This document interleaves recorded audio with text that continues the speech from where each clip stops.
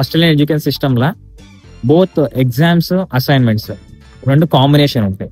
Exams అంటే మీకు already idea ఉంటుంది. కాకపోతే ఈ ఎగ్జామ్స్ కూడా టోటల్లీ మాక్సిమం ఓపెన్ బుక్ ఉంటాయి. కొన్ని ఎగ్జామ్స్ క్లోజ్ బుక్ ఉంటాయి. అంటే ఇప్పుడు ఓపెన్ బుక్ ఎగ్జామ్స్ అంటే కూడా మొత్తం టోటల్ గా కాన్సెప్చువల్ బేసిస్ ఉంటాయి. When it comes to assignments అంటే ఏంటి, అసలు హౌ ఇట్ వర్క్స్ మీకు ఆల్రెడీ క్లాస్ లో మీకు ఎక్స్ప్లెయిన్ చేస్తారు.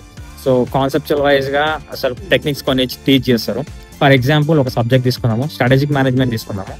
మీకు ఏం చెప్తారని అంటే ఒక కంపెనీకి విజిట్ చేయండి, కంపెనీ ప్రాఫిట్స్ చేయడానికి ఎట్లాంటి టెక్నిక్స్ యూజ్ చేస్తారు. ఇవన్నీ మనము ఆ కంపెనీకి వెళ్ళి ప్రాక్టికల్ గా అనాలిసిస్ చేసి వాళ్ళు మనకి ఆల్రెడీ క్లాస్ లో టీచ్ చేసిన టెక్నిక్స్ అన్ని అక్కడ అప్లై చేసి మనం ఒక రిపోర్ట్ సబ్మిట్ చేస్తాము. ఒక ప్రజెంటేషన్ అయితే ఉంటుంది, ప్రజెంటేషన్ మార్క్స్ ఉంటాయి.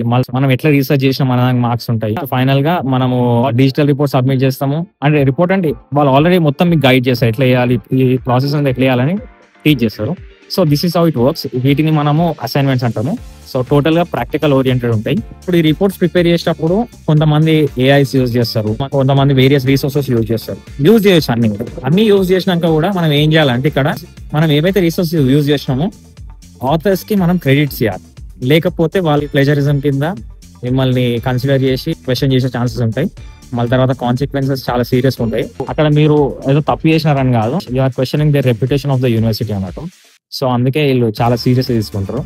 This is how exams assignments అనేవి హాస్టల్లో ఇట్లా వర్క్ అవుతాయి. ప్రతి ఒక్కరికి ఇట్లనే ఉంటాయి అసైన్మెంట్స్, ఇట్లనే ఉంటాయి ఎగ్జామ్స్ అని అంటే చెప్పలేము. It differs from course to course. ఎందుకనంటే ఇప్పుడు కొంతమంది మాస్టర్స్ ఇన్ ఐటీ చేస్తారు, వాళ్ళకి ఏంటంటే కోడింగ్ ఇస్తారు అసైన్మెంట్స్. వాళ్ళు ఏదో రీసెర్చ్ చేసి వాళ్ళు ఇంకా కోడింగ్ ఫైండ్ అవుట్ చేసి ఇట్లా ఉంటాయి. కొంతమందికి ఏమో మెడికల్ వాళ్ళకి తీసుకున్నాం అనుకో అన్ని ఆన్ క్యాంపస్ లో చేపిస్తారు.